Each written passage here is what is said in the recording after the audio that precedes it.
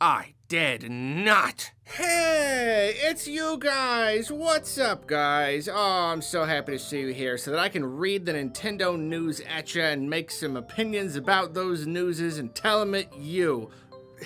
Let's get started. So obviously the big news, there were rumors of a July 20th Nintendo Direct, and it ended up happening. It ended up being completely true. Again, yet another leak of a Nintendo Direct date was completely true. I will believe them all from now on. I don't know. Sorry. I just have to at this point. They didn't seem to agree on what kind of Nintendo Direct it would be, so the real surprise was that it was not a traditional one, nor was it even a traditional mini. This was a Nintendo Direct Partner Showcase. Despite being a mini, it was announced by Nintendo, but the night before, at midnight, on the East Coast, 9 p.m. for me, which is just such unusual behavior, and in classic Nintendo fashion, they are having such a hard time with the tweets and with the PR recently. They specified that it was a short direct only showing games from, quote, our development and publishing partners. It turned out this meant third-party games only. I took it to mean third-party games only, but they didn't use the word third-party, so some people took that as like, oh, like development partners, like a second party studio could be considered a development partner. So even then, they weren't quite all the way specific about it. So naturally, a lot of people got very hyped. And this is a really big discussion, but it's the whole Hey Pikmin Federation Force thing. It's like when everybody is waiting so hard for something, it is not the wisest choice to give them something that's along the same vein but kind of different and just not be really specific or upfront about it, and so everybody gets all hyped up, and I don't know. It's a cool idea. It's really not bad at all. It's a little worrisome that Nintendo has so little to show us that they have to make a series of small directs just for third-party stuff. I don't really know, but it's an interesting idea. So it was just a really short one. Just a handful of announcements. I'd say the highlights were DLC for Cadence of Hyrule, and then there was some big Atlas news. And it's like, on the one hand, having just a series of short ones isn't a bad idea. Maybe it'll be more normalized the more they do it. But on the other hand, if you're not a Persona / Shin Megami Tensei fan, there really wasn't much to grab onto in this, which just naturally leads to fan disappointment. But again, if they keep doing it, it won't be as much of a thing. We won't be all freaked out by it every time. But I imagine that the news was very, very big for those fans. Atlas announced that they would be releasing Shin Megami Tensei 3 Nocturne HD Remaster on Switch and PlayStation 4, and then the big one, that they are making Shin Megami Tensei 5, which will also launch on Switch in 2021. I don't know much about the series, but that sounds like the next game, the big new game, and I'm very, very happy for those people. But yeah, again, anyone who wasn't really a fan of that going into the presentation didn't really have a lot to grab onto. That's just the problem with having only a small handful of properties in a direct presentation, but whatever. It is cool that they are wanting to deliver third-party news to us. The last news roundup went out on the day that the Direct dropped, and I did get a great number of people, like, borderline angry at me. I got some pretty nasty accusations, the fact that I didn't include the news, and I've said it before and I'll say it again. This is a roundup. If there's some sort of really, really big Nintendo news that I'm gonna want to talk about right away, you've seen me. I do a video and I do it as fast as I can to get out my hot take on it or whatever. But this is a roundup. It's not about breaking news. It's a once a week collection of the news that happened throughout the week. So I didn't do it that one, so now I'm doing it in this one. Yeah, of course, a lot of this news is gonna be old, but that's just the way it is. It's the way that the format is. It is a weekly show, so I'm sorry the people who were upset at me for magically putting out a video that takes, 1 or 2 days to produce and just kind of like scrapping everything and putting out one instantly in the span of a few hours. And it was already late was the thing. It was already Monday. I like to put them out on Sunday. So again, it's just the way the show works. It's a once a week show.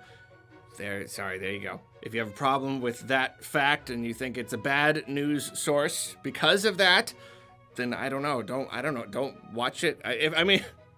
if this is a bad show, don't watch it. Like, absolutely, like, you do that, but people keep watching them, people keep commenting on them, so I'm gonna keep making them as long as they're doing that, I suppose. Anyway, moving on, breaking news, at least breaking at the time of this recording. Again, probably not by the time you're watching it, sorry. But another very large Nintendo-related leak has just surfaced. A number of early builds for Super NES games has just gone out. People are just discovering these. You've got a number of them in there. You got like Super Mario Kart with like a number of small differences. This is an ongoing process, so it sounds like Super Mario RPG is in there. People are still compiling them into the alphabet. I don't know how it works, but they're compiling, it's been a long day. Compiling all of what they've got into these builds. But the big one so far, though, is this early prototype of Yoshi's Island. This is some fascinating stuff. They had a bunch of like placeholder imagery and sounds and music and stuff that was like just holdovers from Super Mario World. And it's not only bizarre to see all this Super Mario World stuff in Yoshi's Island, but it also really just drives home how incredibly important Yoshi's Island, like how important it was for the game to break away from the traditional Mario thing and have its own unique feel, its own unique art, its own unique sounds and UI and everything. It really made the game special, but this is very, very interesting to see.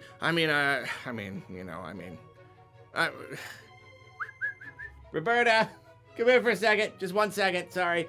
Just climbing up on Roberta here.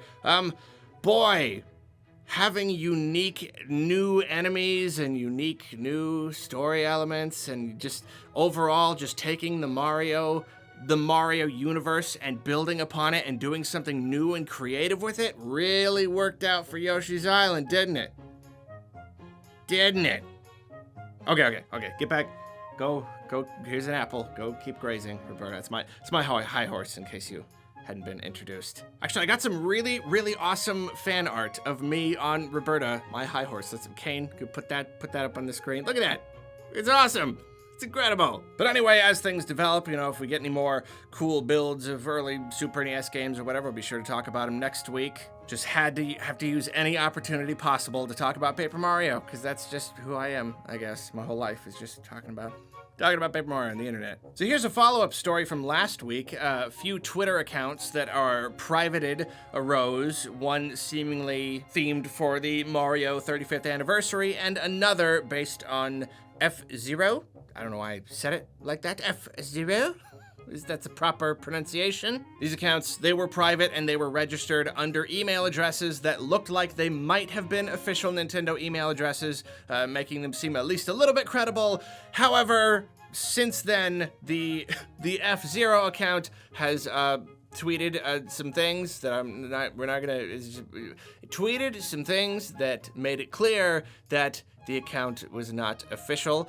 Naturally, the Mario one still technically could be, but it doesn't seem as likely because they were both created at the same time. Also, they were created in March. So if somebody created these in March just to wait all this time and months later, just haha, fooled you. That's some patient trolling right there, man.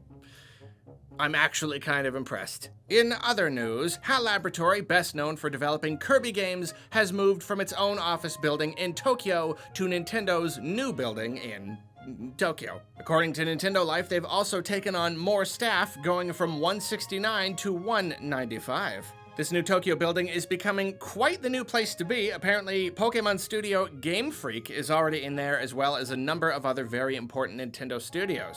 This is, of course, in line with Nintendo's overall goal this whole generation to kind of, bring together different departments, streamline stuff. It's along the whole, home console, handheld thing. Everything came together. They've been trying to centralize all of their development resources as much as possible, which is a pretty wise thing to do. And, of course, we don't know exactly what this will mean for HAL Laboratory or what the extra staff will mean, but big exciting new Kirby project? Maybe. Would be pretty cool. Eagle-eyed fans have noticed that Nintendo has registered a new Mario Sports trademark. As always, this kind of thing can mean everything or nothing, but it's always worth pointing out. When I first saw this, I assumed that that meant any kind of Mario Sports title, but I failed to realize that they don't have Mario Sports in the title just because they are a Mario Sports title. Mario Tennis Aces is a Mario Sports game, but it's not called Mario Sports Mario Tennis Aces.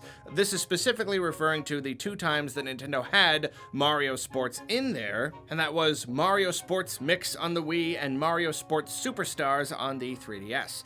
And so, I mean, that'd be cool. I'm still waiting for the next Mario Sports game. I feel like it'll be Mario Golf, but if this is any indication, it could be another mix of different games. I think that's a pretty cool. I like the mix one. I never played any of the Mario Sports ones, but it's a cool idea. I like a lot of bang for my buck. So, you know, the idea of like 5 different games. Sign me up. So here's a bit of a surprising one. Recently, Nintendo actually revealed how much money their top executives make. And this is very interesting. I frequently claim that I don't think Nintendo is quite as, well, a money-interested company as a lot of these other big gaming companies. I think they have a lot more heart. I think they have a lot more people working for them that genuinely like to make games and want to make their customers happy. And a lot of people will scoff at that idea. But then seeing stuff like this is real, actual evidence. Now, like, obviously, these guys are making a lot of money. You know, they're making a bit more than I'm making, that's for sure. Each one of these guys has, like, a base pay and then a bonus pay. I don't know if that means they always get that bonus or if it just means, like, that's the maximum bonus they're allowed to get if they perform a certain way or whatever. This also doesn't include any sort of payouts if they own any sort of stock in the company. I don't know if they do or not, but that is a possibility. But Shintaro Furukawa makes a base pay of $0.73 million plus a $1.67 million bonus for a total of $2.4 million. Shigeru Miyamoto makes a total of $1.8 million. Shinya Takahashi, $1.24 million. And again, yeah, that's a lot of money. That's a good amount more than like one of the regular employees. But when you compare that to the rest of the industry, that is a really, really, really modest amount of money. There are other big industry executives that, like, they barely even act like bosses or managers. They're more just kind of like, this is a position someone takes in order to try as hard as they can to funnel as much money as possible into themselves. I mean, other CEOs from some of the other big companies, I mean, we're talking tens of millions of dollars, hundreds of millions, tens of millions just in random bonuses, even when they don't do very well at all. And it's pretty, it's a thing. It's a big thing. It's a big discussion to have. So it's very interesting to finally see that they're making a really, relatively very modest amount, and I like that. I mean, I like them to be successful. I'm not saying, like, you know, anybody who makes too much money is automatically a bad person or something. That's definitely a big discussion, too big for this channel. But, like, if anything, it just communicates that they are not necessarily driven by just the money, just maximizing their money, maximizing their bonuses, just taking as much from the company as possible. It just, I don't know. It just says something in my humble opinion. If you disagree, be sure to let me know below. Nintendo also revealed some stats about their employees, just a lot of the averages across the company, and I thought that was really interesting too. The number of employees as of March 2020, 2,395, which is actually pretty low, again, compared to other big AAA developers, probably because Nintendo doesn't really function like a big AAA developer. They don't have a lot of big, massive AAA projects, so that does make sense. You know, 2,400. The average age among their employees is 39.2. The average length of service is 13.9 years, and the average salary is the equivalent to $86,583 USD, which is a pretty darn good pay. I mean, at least from where I'm sitting, that's a pretty darn, I mean, you know, it's the average, so I mean, some people could be making more, some people are making less, but 86,000, that is a year. That is nothing to scoff at. So I thought that was interesting. Next up, Viz Media is releasing a book about none other than, well, what do you know? Mr. Satoru Iwata himself. We were just talking about him. The book, cleverly enough, is called Ask Iwata, Words of Wisdom from Nintendo's Legendary CEO. It's kind of interesting. On the front, it is credited to Satoru Iwata, meaning like as though he wrote the book, edited by a different person, but then like how much of the book is actually his quotes? Do you have enough quotes to fill an entire book?